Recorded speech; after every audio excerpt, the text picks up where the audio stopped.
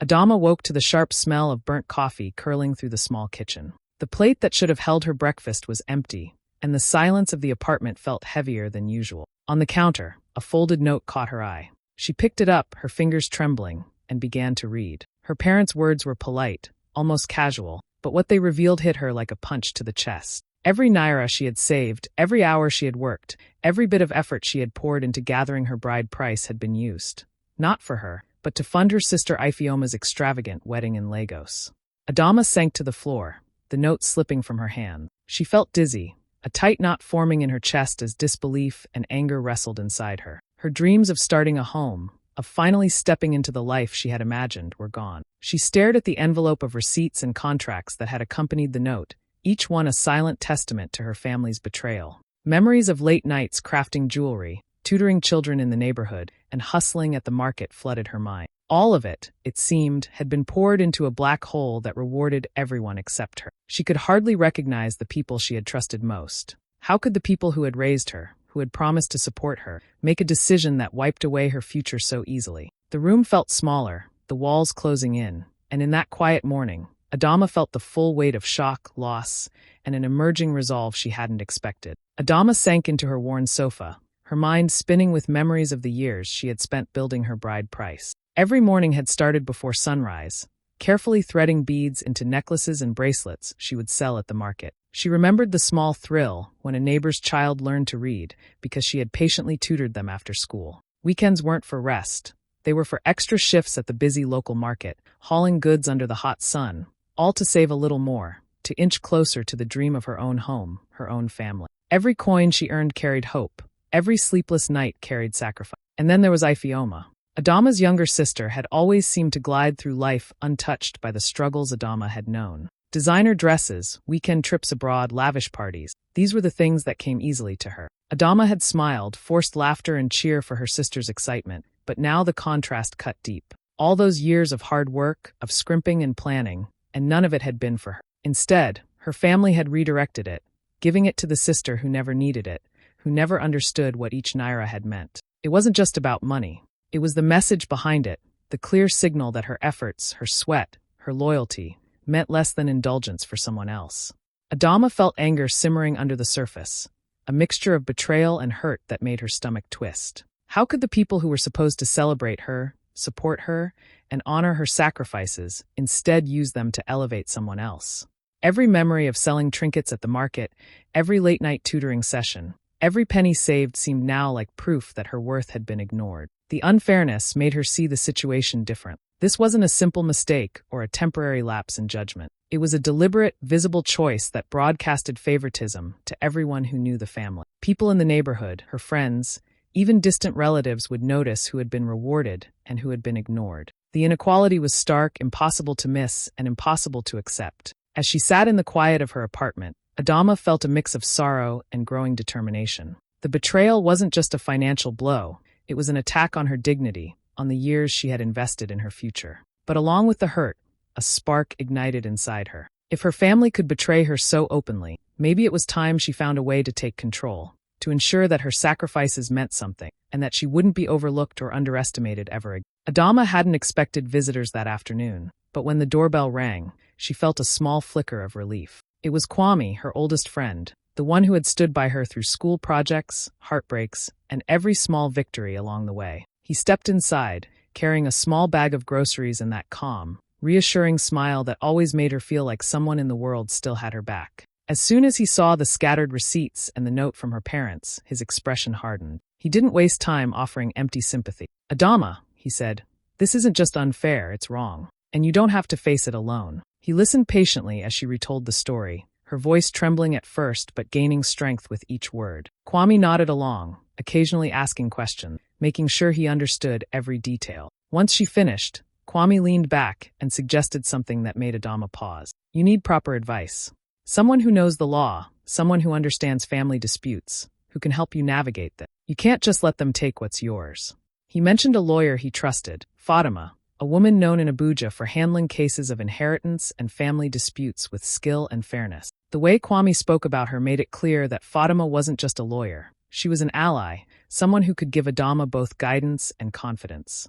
At first, Adama felt a wave of hesitation. Going to a lawyer meant confronting her parents directly, risking arguments, judgment, and maybe even family shame. But as Kwame talked, he helped her see the situation from a different angle. This wasn't about money alone. It was about respect, about being acknowledged for her hard work, for her sacrifices, and for her right to her future. It was about fairness, about showing her parents that their decisions had consequences. By the time Kwame left, Adama felt a mix of nerves and determination. She realized she didn't have to remain a victim. The fight ahead would be difficult, emotional, and maybe even public, but for the first time since waking up to that note, she felt a glimmer of control. With guidance, support, and a clear plan, she could face her parents and claim what was hers. That evening, she took out her phone and searched for Fatima's office. Each call, each message she sent, was a small act of reclaiming power. Adama understood now that standing up wasn't just about confronting her family. It was about asserting her dignity, her independence, and her right to a life built on her own effort. With Kwame by her side and a lawyer ready to help,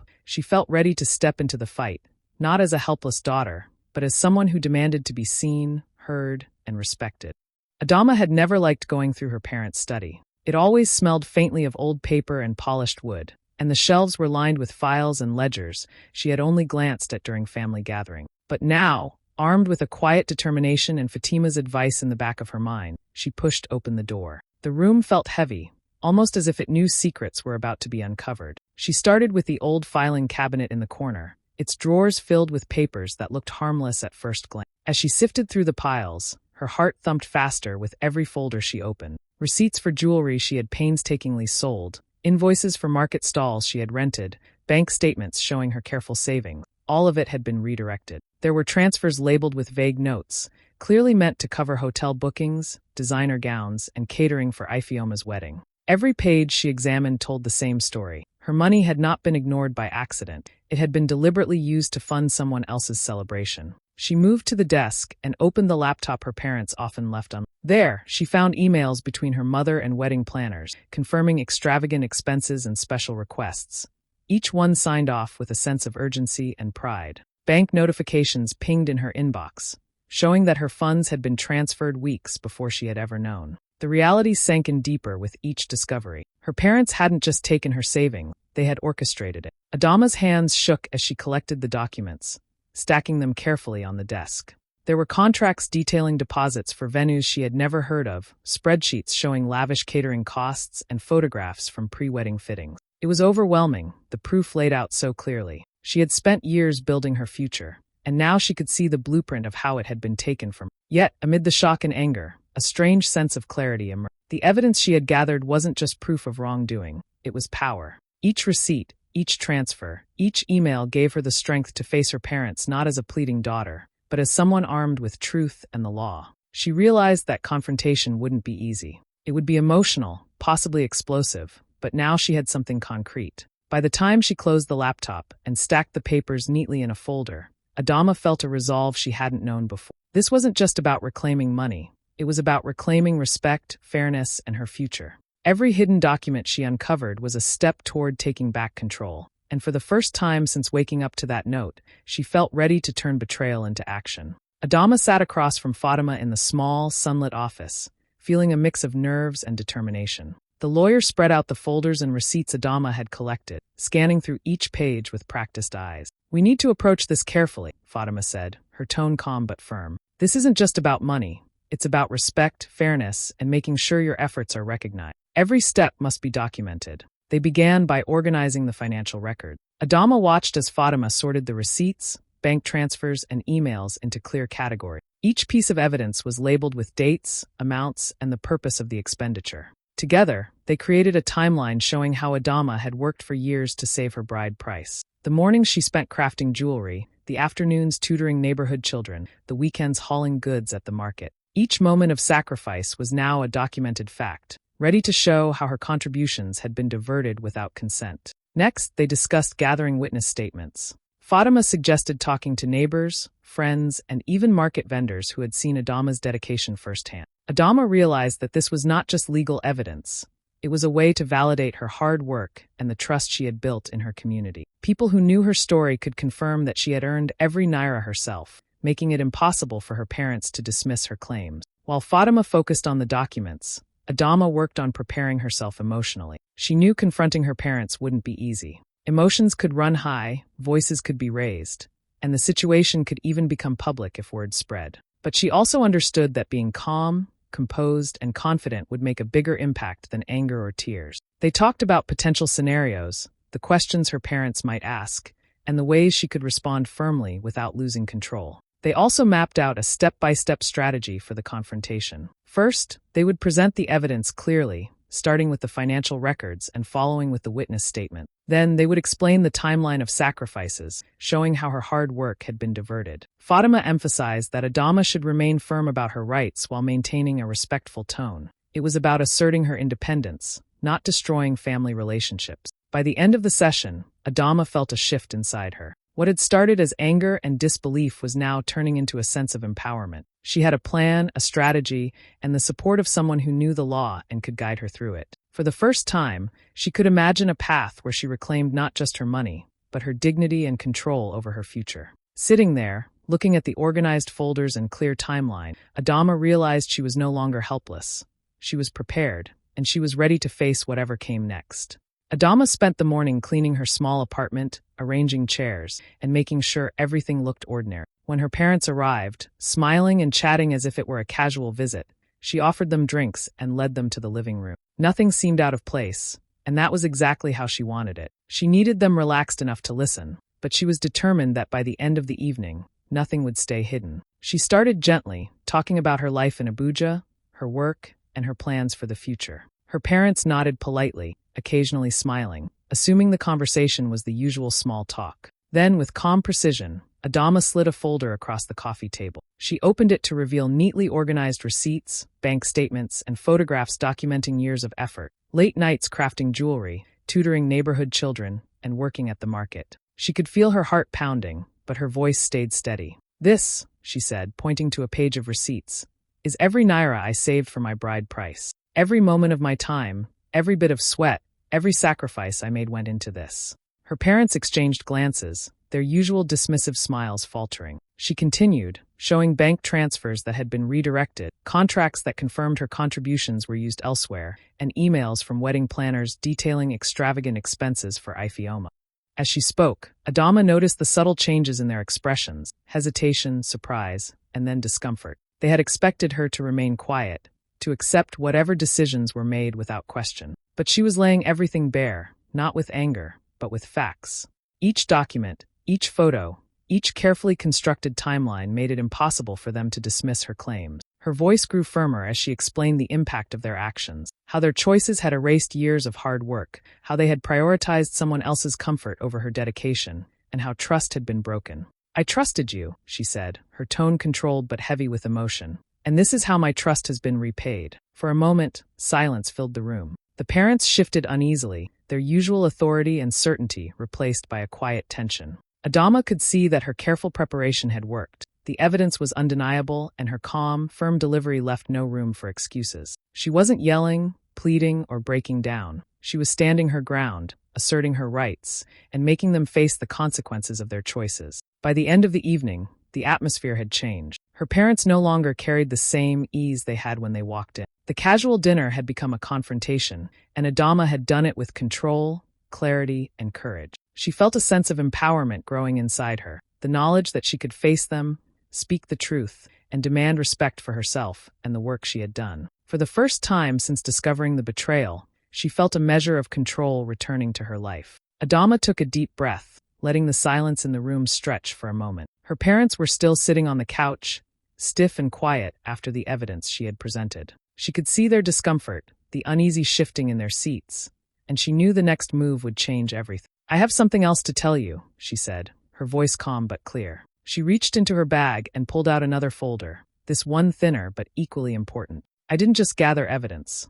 I've also taken steps to protect myself." Her parents leaned forward, a mix of curiosity and apprehension on their faces. Adama explained that she had already opened a new bank account in her name, under the guidance of a trusted financial advisor. Any funds meant for the wedding, or anything else they might try to redirect, would now go directly to her. She detailed how she had carefully arranged the transfers and ensured that her money was secure, completely out of reach from anyone trying to take it without her consent. The room went silent. Her parents looked at each other, and then back at her, their usual authority and confidence noticeably shaken. Adama continued, her tone steady. This means I am no longer dependent on your decisions or goodwill. I can protect what I've earned, and I can decide how it's used. She could see the realization sinking in. The person they had underestimated, the daughter they had assumed would stay quiet, was fully capable of thinking ahead, planning strategically, and asserting her independence. She went on to explain that this wasn't just about money. It was about taking control of her life and sending a clear message that she wouldn't be overlooked or exploited again.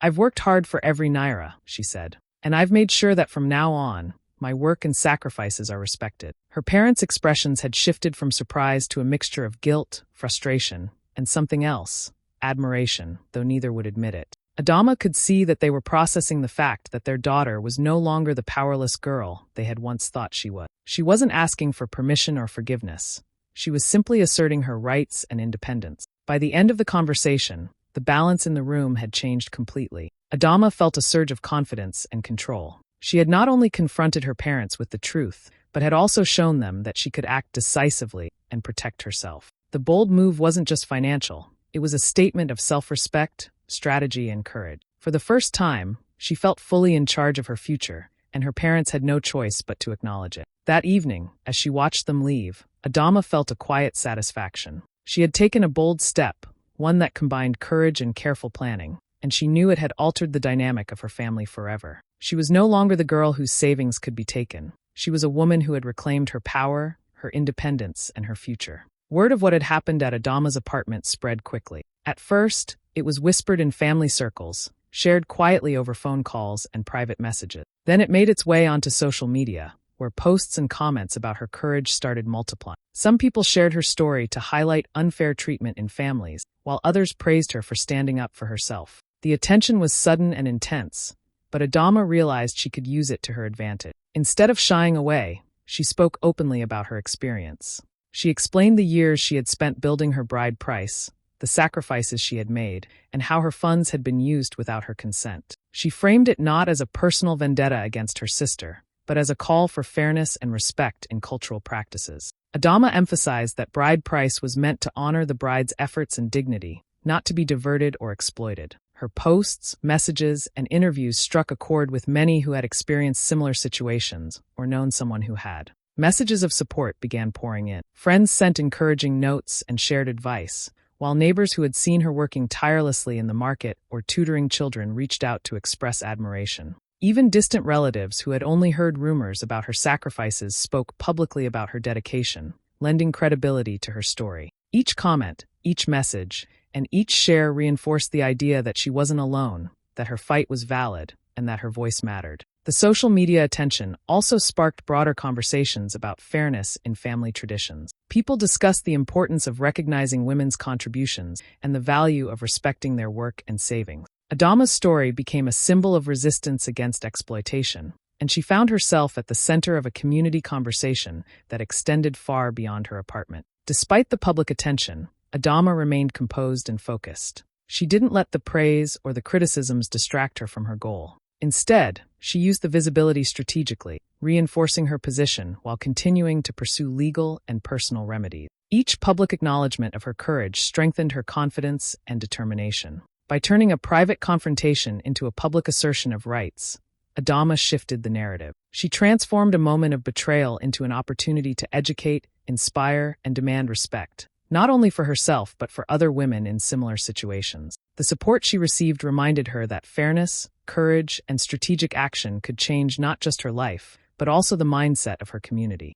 Through it all, Adama felt a sense of empowerment she had never experienced before. She realized that standing firm, speaking openly, and claiming her rights could create ripples far beyond her own family. Her actions weren't just about reclaiming money. They were about reshaping expectations, asserting dignity, and proving that women's voices deserved to be heard and respected. Ifeoma's wedding went ahead as planned, a grand celebration full of music, laughter, and elegant dresses. But even amid the festivities, the atmosphere had shifted. Adama's parents, who had once made her feel invisible, now treated her differently. They acknowledged her hard work, reimbursed a portion of her bride price, and for the first time, seemed to recognize that she was not a passive daughter to be taken for granted. Their respect wasn't given freely. It was earned, and Adama could feel the change in the way they looked at her. Sitting quietly in a corner of the reception hall, Adama reflected on everything that had led to this moment. The betrayal she had felt that morning in her apartment, the years of sacrifices, the evidence she had uncovered, and the careful planning with Fatima.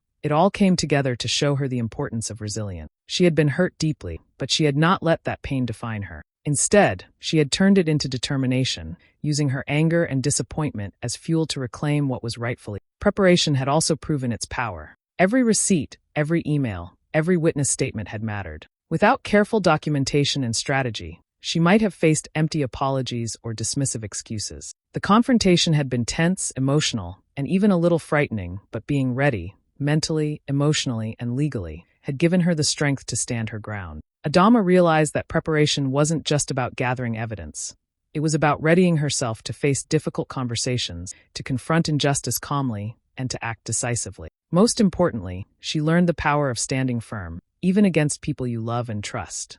Exploitation by family was painful in a way that no stranger's betrayal could ever match. But Adama discovered that respect and fairness were not things to wait for. They were things she could demand. By asserting her rights, she had not only reclaimed part of her bride price, but also her dignity and independence. She had set a precedent for herself and for those around her, showing that courage and integrity could turn even the most personal betrayal into a lesson in self-respect. As the music played and guests laughed around her, Adama felt a quiet sense of accomplishment. She had faced hardship, confronted her family, and come out stronger. Her parents' acknowledgement, while delayed, confirmed that her efforts mattered. And more than the money, it was the recognition of her autonomy and strength that mattered most. In that moment, Adama knew she had grown, not just as a woman fighting for her rights, but as someone who understood the value of resilience, preparation, and the courage to stand firm, no matter how personal the battle. With her bride price partially reclaimed and her independence firmly established, Adama turned her attention to the future. She invested in a small business, using the money she had worked so hard to earn. It wasn't just about making a profit, it was about building something of her own, a venture that reflected her dedication, creativity, and resilience.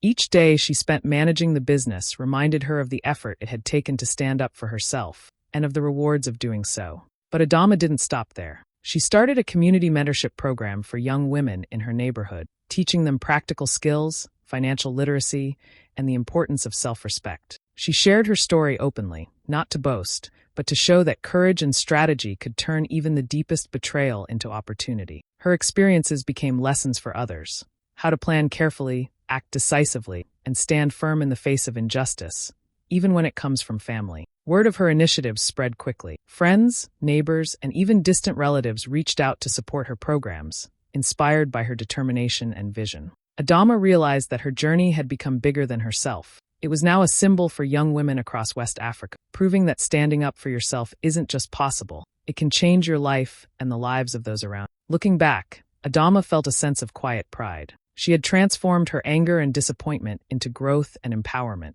Her story was no longer only about a personal fight over money. It was about reclaiming dignity, inspiring others, and showing that self-respect, courage, and careful planning could overcome even the most painful betrayals. Through her actions, she proved that anyone who underestimates you might just be the reason you rise stronger than they ever imagined.